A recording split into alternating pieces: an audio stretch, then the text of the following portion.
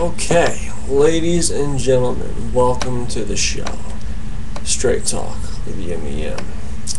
Now we got a lot to cover today, so let me just tell you, if you don't already know, die cracking of the beer. We have a special monumental occasion here, Sam Adams Oktoberfest. I need a bottle opener for this one.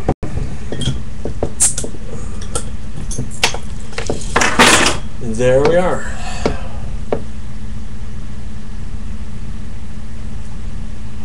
Oh, perfect in every way.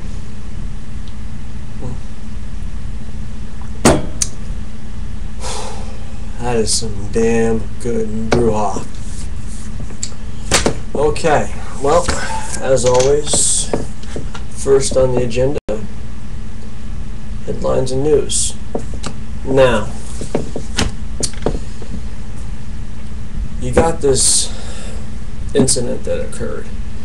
It's a 12-year-old daughter and her 13-year-old boyfriend. They shot and killed her mom and stepfather because she didn't like being grounded. You know, it's apparently the stepfather got wounded and crawled out through a window to try to get away, but didn't make it. He wound up dying on the lawn or something like that, you know. And I got to really approach the bench on this one. You know, when all these laws and the way society is today, you know, it's very hard to discipline your children, you know, to set some ground rules, you know, and you know, the system just makes it all that much harder, you know. Listen, you know, I grew up with tough love, you know, I know what it's all about. You know what, I needed it, you know, and a lot of kids do, you know. I think we baby fucking kids too much, and you know, you get shit like this going on, you know. There's got to be that respect, you know. I'm not saying, you know, that you beat the living hell out of your kids. That's not what I'm saying. What I'm saying is, to prevent shit like this to go, I mean, you know, you really gotta start at a young age and let a kid know, you know, that you don't mess around with mom and dad, period, you know. And you know, I just wanted to bring that up because I think that's very important, you know. Hold on a minute.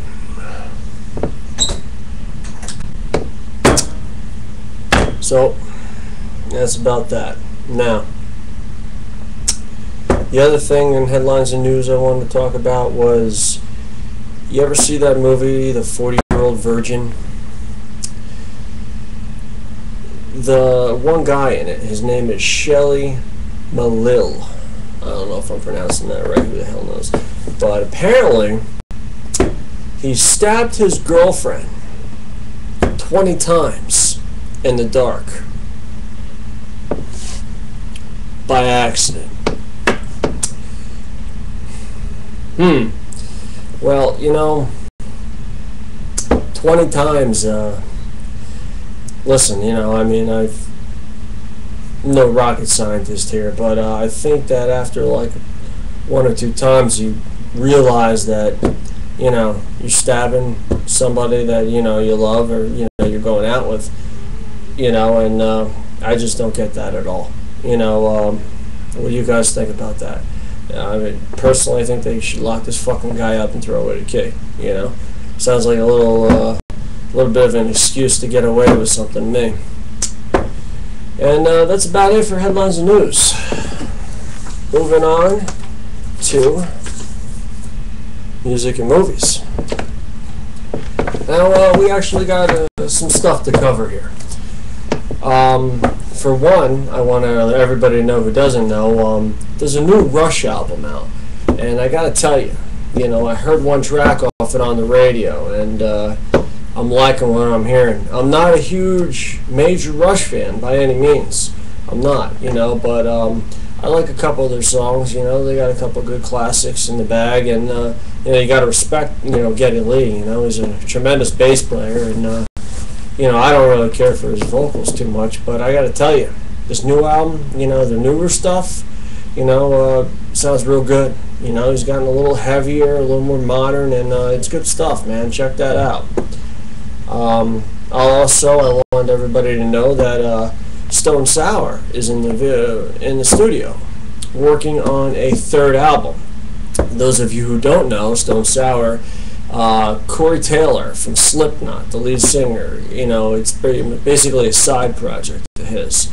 So check that out, because I mean, if you haven't heard the first two albums, awesome.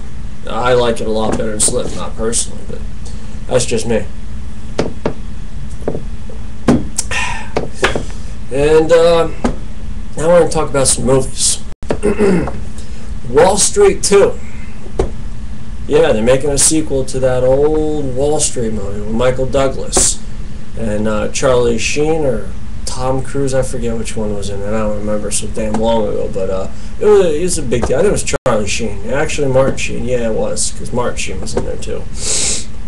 But yeah, it was a big deal. You know, it got a lot of buzz. It was a good movie. You know, and apparently after all these years, they're making a sequel to it. I don't know if it's going to be any damn good or not, but I got to tell you, I'm interested in checking it out, especially because of the fact of who they got in it. The dude Shia LaBeouf,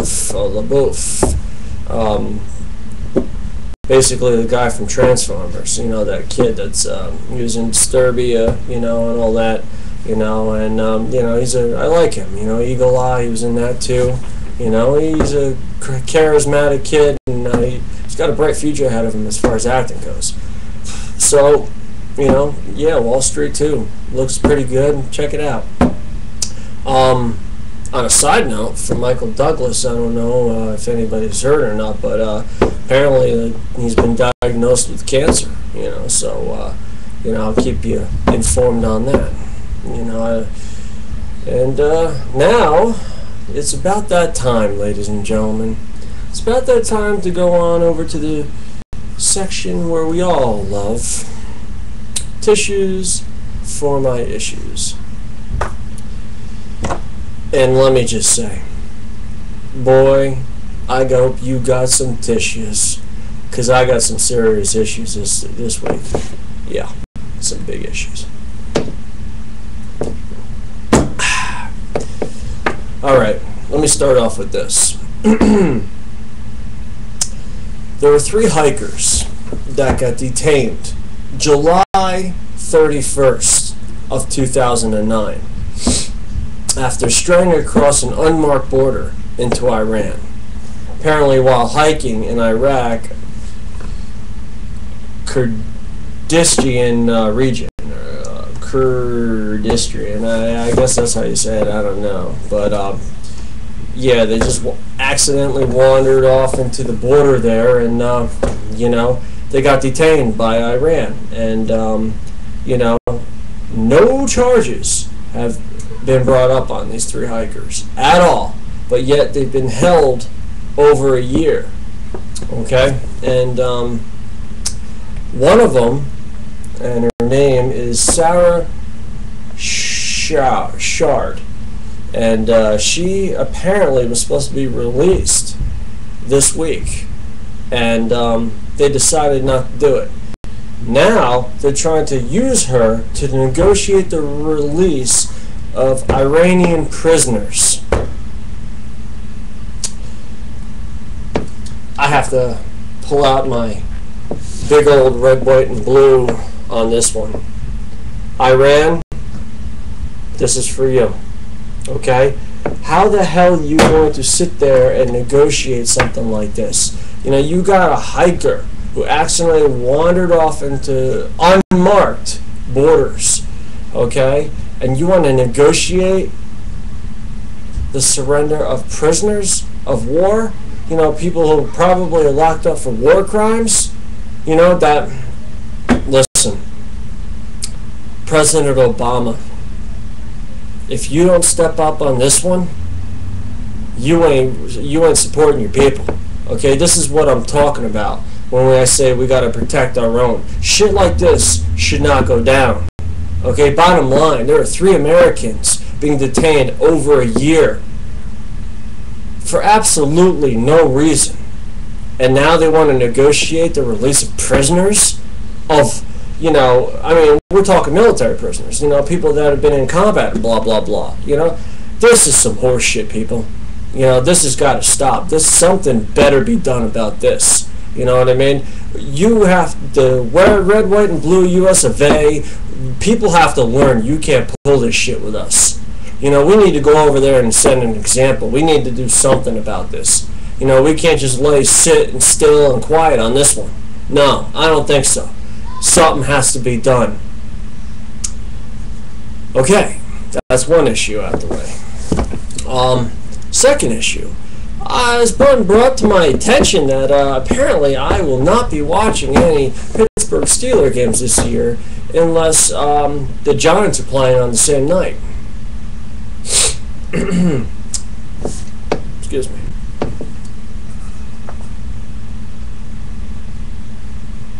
There it is. This is for you. The NFL. What? You ain't making enough money off us? Your pockets ain't lined enough? Your players have played millions of dollars?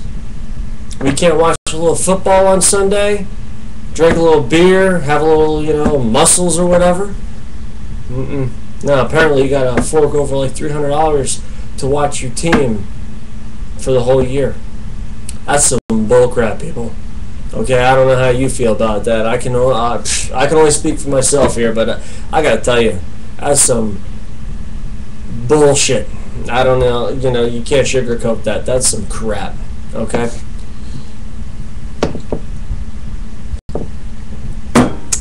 And that's how I feel about that. Now, we're going to get into this Florida pastor. Have you heard about this? Now, I talked last week, I touched base on the whole trying to build a mosque thing in Ground Zero, you know, and I already told you my feelings on that, you know. Apparently this guy, this Florida pastor, was going to burn the Quran, however you pronounce that, the Muslim Bible, to kind of protest against this mosque being built in Ground Zero, you know.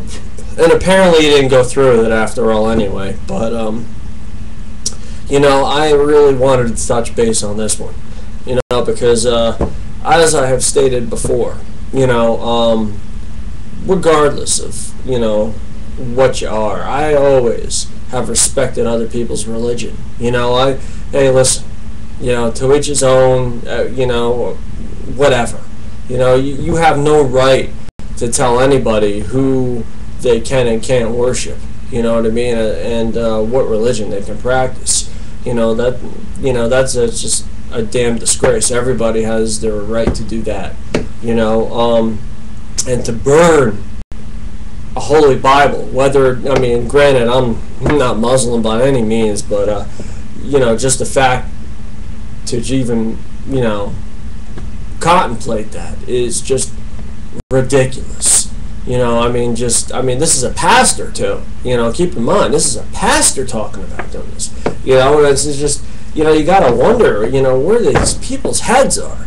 You know, and I was talking, you know, about this, you know, a couple of days ago to somebody, and you know, they brought up a very, very good point. You know, this guy's sitting nice and peaceful and all tucked away and protected in Florida. You know, what about our troops over there overseas? People are going to retaliate against shit like this. You know what I mean? And who's in harm's way over there? Our troops. You know what I mean? There's going to be bombings and everything else over there. You know, this guy, he don't care. You know what I mean? What kind of retaliations may happen because of this? You know what I mean? You really got to think this through. You know, and that's a great point. I just wanted to throw that out there because, you know, that's a whole different spin on it altogether. You're putting lives in jeopardy by doing something like this. You know, you can't mess around, you know. And you know, unfortunately, that's the way it is in this world. You know, today's